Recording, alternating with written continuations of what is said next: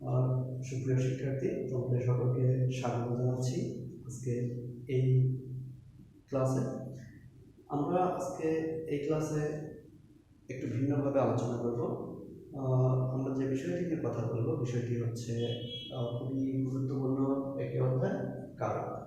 আমরা দ্বিতীয় পত্র যখন থেকে পড়া শুরু করেছি, বিশেষ করে আমাদের ক্লাস 6 থেকে পড়ানো হয় বাংলা দ্বিতীয় পত্র, তখন থেকে আমরা কারক নামক অধ্যায়টির সঙ্গে পরিচিত। কিন্তু তখন থেকে দেখতাম শিক্ষার্থীদের মাঝে অনেক ধরনের সমস্যা, বা এটি বুঝতে তাদের অনেকের মুখস্থ করতে হয়, বা অনেকে বলে বুঝে পড়ার চেষ্টা করি। কিন্তু আজকে আমি এই বিষয়টি তোমাদের সামনে উত্থাপনের চেষ্টা করব একটি ভিন্নভাবে। বিষয়টি আমি পড়াতে গিয়ে যখন সমস্যার সম্মুখীন হই, তখন 2007 সাল থেকে বিষয়টি নিয়ে আমি অনেক শিক্ষার্থীদের মাঝে, বিশেষ করে বিভিন্ন কোচিংয়ে বা আমার ক্যাম্পাস লাইফে অনেকের সঙ্গে আলোচনা করেছি। কোচিংয়ের সুবাদে অনেক শিক্ষার্থীর কাছে বিষয়টি পরিচিত। তো আজকে আমরা কারক শিখব আমাদের প্রাত্যহিক জীবনের একটি গুরুত্বপূর্ণ উপকরণের মাধ্যমে। উপকরণটি হচ্ছে ডাইনিং টেবিল। ডাইনিং টেবিল বা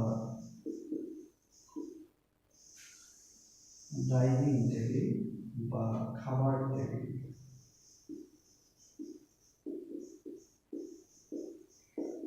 আজকে আমরা এই কারক সমস্যাটি সমাধান করব খাবার টেবিলে বসে, কোনো বই পুস্তক নিয়ে নয়। আমরা খাবার টেবিলে বসে কারক সম্পর্কে প্রাথমিক এবং গুরুত্বপূর্ণ জ্ঞান অর্জন করতে পারব, এবং আশা করছি এরপরে খেতে বসলে কারক সমস্যাটির সমাধান করা সম্ভব হবে। তাহলে আমরা ডাইনিং টেবিলে যখন বসেছি, একটু আমরা চিন্তা করে নিই। যখন আমরা ডাইনিং টেবিলে বসেছি, এই টেবিল, তো টেবিলে যখন খেতে বসেছি, এখানে পিতা মাতা থাকতে পারেন, পিতা মাতা থাকতে পারেন, আমি নিজেও থাকতে পারি, বা ভাই বোন থাকতে পারে এখানে, ভাই বোন, বা আমি যারা একসঙ্গে খেতে বসি। তাহলে খেতে বসেছি, প্রত্যেকের আলাদা আলাদা চেয়ার আছে। এখানে রাইস বা ভাত বা রাইস যাই বলতেছি আছে, এখানে সবজি থাকতে পারে, এখানে মাংস বা রেড মিট থাকতে পারে, এখানে পানি আছে জাগে, তারপর অন্যান্য অনেক কিছু থাকতে পারে, এখানে ডাউল থাকতে পারে। তো প্রত্যেকের প্লেট প্রত্যেকের সামনে আছে। আমরা যখন খেতে বসেছি তখন প্রত্যেকের প্লেট প্রত্যেকের সামনে আছে। আমরা যে যার কাজটি নিজে করতেছি, অর্থাৎ যার খাবার সে বা যার খাবার তিনি গ্রহণ করছেন। পিতার কাজ পিতা করছেন, মাতার কাজ মাতা করছেন, বোন বা ভাই যিনি থাকুক বা আমি থাকি, আমার কাজটি আমি করছি। তাহলে আমরা প্রত্যেকের কাজ যখন করছি তখন আমি কর্তা, বা এটা হচ্ছে কর্তৃকার। যেমন পিতা খায়, মাতা খান, ভাই খায়, বোন খায়। তাহলে যিনি খাচ্ছেন, পিতা খাচ্ছে, মাতা খাচ্ছে বা খাইতেছেন, ভাই খাচ্ছেন, বোন খাচ্ছে, বোন খাচ্ছে, এটি কর্তৃকারক বা কর্তাকারক। এখন যখন খাবারটি ছিল হচ্ছে, বা রাইস আছে গামলায়, রাইস গামলায় আছে, সবজি গামলায় আছে, মাংস, প্রত্যেকটা জিনিস যখন যে যার অবস্থানে আছে, এইটি হচ্ছে অধিকরণ কারক। এইখানে যখন আছে অধিকরণ কারক আছে, প্রত্যেকটা জায়গায় আছে, আছে আছে কাজ করছেন, কাজ করছেন, কাজ করছেন, তার মানে প্রত্যেকে কাজ করছেন। আর আছে প্রত্যেকটা জায়গায় আছে, তার মানে যেখানে আছে সেখানে অধিকরণ কারক। এখন আমরা খেতে বসেছি, ভাত উঠিয়ে দিচ্ছি যে যার প্লেটে, বা তরকারি সবজি যেটাই নেই, আমরা তুলে নিচ্ছি যে যার প্লেটে। তার মানে এইখান থেকে যখন এই প্লেটে চলে যাচ্ছে, এইখান থেকে এই প্লেটে চলে যাচ্ছে, চলে আসতেছে, যেখান থেকে ট্রান্সফার হচ্ছে মানে এক জায়গা থেকে আরেক জায়গায় যাচ্ছে, তখন সেটা হয়ে যাচ্ছে অপাদান কারক। তার মানে যখন ছিল বা আছে অধিকরণ কারক, যখন ওইখান থেকে আরেক জায়গায় যাচ্ছে অপাদান কারক। এখন এই ভাত তরকারি বা পানি, সুপ্রিয় শিক্ষার্থী, আমরা ছিলাম কারক সমস্যার সমাধান। এখানে ভাত, মাছ, মাংস, ডাল বা সবজি, ডাল, পানি, খাবার টেবিলে এই উপকরণগুলো এই বিষয়গুলো রাখা আছে।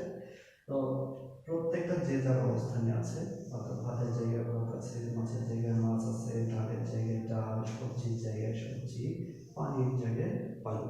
অর্থাৎ যখন আছে, কোনো জায়গায় আছে, তখন আমরা তাকে বলতেছি অধিকরণ কারক। কিন্তু এই মাছকে যখন আমরা প্লেটে স্থানান্তর করবো বা তুলে নেব বা ভাত তুলে নিচ্ছি, প্লেটে যখন ভাত উঠিয়ে নিব, অর্থাৎ গামলায় ভাত ছিল, ভাত যখন আমরা প্লেটে নিয়ে নিচ্ছি, তখন তাকে আমরা বলবো অপাদান কারক। প্লেটে মাছ বা গামলায় মাছ ছিল, যখন মাছটা আমরা প্লেটে তুলে দিচ্ছি অর্থাৎ স্থানান্তর হচ্ছে, তখন বলছি অপাদান কারক। মাংসও ঠিক একইভাবে, অর্থাৎ যখন আমরা এক জায়গা থেকে আরেক জায়গায় নিয়ে যাবো তখন অপাদান কারক বলছি। এখন ভাত আমরা যখন তুলে নিচ্ছি তখন একটি চামিচের সাহায্যে নিচ্ছি, মাছ নিচ্ছি একটি চামিচের সাহায্যে, মাংস নিচ্ছি চামিচের সাহায্যে, সবজি নিচ্ছি চামিচের সাহায্যে, ডাল নিচ্ছি চামিচের সাহায্যে, আমরা পানি পান করছি গ্লাসে বা মগের মাধ্যমে।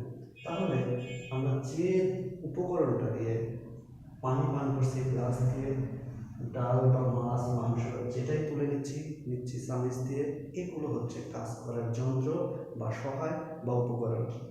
আমরা যখন খাচ্ছি যে যার অবস্থান থেকে খাচ্ছি হাত দিয়ে, তার মানে খাওয়ার সহায় হচ্ছে হাত। তার মানে যেটা দিয়ে কাজ করতে সহায় হবে, উপকরণ হবে, এটিকে আমরা বলছি করণ কারক। আমরা যেটা নিয়ে কাজ করছি, ভাত, মাছ, মাংস, ডাল, সবজি বা পানি, যেটা নিয়ে কাজ করছি, এটি হচ্ছে কর্মকারক। তাহলে আমরা ছিলাম, আমরা যে যার অবস্থানে কাজ করছিলাম, অর্থাৎ পিতা মাতা ভাই বোন, আমরা প্রত্যেকের অবস্থান থেকে যখন কাজ করছি, আমরা তাকে বলছি কর্তাকারক। অর্থাৎ যখন আমি কাজ করছি বা ব্যক্তি কাজ করছেন, যিনি খাচ্ছেন তিনি কর্তা, তিনি এই কাজের প্রধান ভূমিকায় আছেন, অর্থাৎ কাজ করতেছেন তিনি, কর্তা তিনি, তাই তাকে আমরা বলছি কর্তাকারক বা কর্তৃকারক। আমরা কাজ করতেছি কি নিয়ে? ভাত, মাছ, মাংস, ডাল, সবজি, পানি, এগুলো নিয়ে কাজ করছি। তার মানে এটা কর্মকারক। যে যার অবস্থানে ছিল খেতে বসার সময়, এটা অধিকরণ কারক। যখন খেতে বসেছি তখন একে একে প্লেটে তুলে নিচ্ছি বা প্লেট থেকে খাচ্ছি, তখন সেটি হয়ে যাচ্ছে অপাদান কারক, অর্থাৎ স্থানান্তরিত হচ্ছে বা ট্রান্সফার হচ্ছে। যেটার মাধ্যমে, যার মাধ্যমে আমরা প্লেটে তুলে নিচ্ছি বা পানি পান করছি বা খাচ্ছি, এই বিষয়গুলো হচ্ছে, এই উপকরণগুলো হচ্ছে করণ কারক। এরপরে আমরা যখন খেয়ে ফেলছি তখন সেই অবস্থায় আমরা ফেরত পাবো না, তার মানে ওটা এককালীন আমরা প্রদান করে দিচ্ছি, এটাকে আমরা বলছি সম্প্রদান কারক। তাহলে আমরা প্রথমে পেলাম কর্তৃকারক বা কর্তাকারক, আমরা যারা কাজ করছি, আমরা যারা খাচ্ছি ডাইনিং টেবিলে। এরপরে প্রথমে ডাইনিং টেবিল সাজানো আছে, প্রত্যেকটি ভাত, মাছ, মাংস যে যার অবস্থানে আছে, এটি অধিকরণ কারক। আমরা যখন খেতে বসে গেলাম তখন তুলে নিচ্ছি, এটি অপাদান কারক। তারপর আমরা যেটা নিয়ে কাজ করছিলাম, অর্থাৎ যা সাজানো ছিল, আমরা ওই বিষয়গুলো নিয়ে কাজ করছি, অর্থাৎ ভাত, মাছ, মাংস, ডাল, সবজি, পানি, এটি হচ্ছে কর্মকারক। এরপরে আমরা যেটা একবারে দিয়ে দিলাম, এটি সম্পাদন কারক। তার মানে কারক, কর্তাকারক, কর্মকারক, করণ কারক, অপাদান কারক, অধিকরণ কারক এবং সম্প্রদান কারক। আমরা ডাইনিং টেবিলে শিখলাম যে আমরা খেতে খেতে আজকের পর থেকে শিখতে পারবো যে আসলে কারক নির্ণয়ের বিষয়গুলো, যে আমরা কারক কীভাবে নির্ণয় করব। খেতে বসলে আমরা বিভিন্ন উপকরণ দেখেই বুঝতে পারবো যে আসলে এই বিষয়গুলোর মধ্যে কারক আছে। ধন্যবাদ সকলকে আজকের এই ক্লাসটিতে। আশা করছি সকলের সুবিধা হবে। ধন্যবাদ সকলকে। ভালো থাকবা, ঘরে থাকবা, সুস্থ থাকবা, নিরাপদে থাকবা। ধন্যবাদ।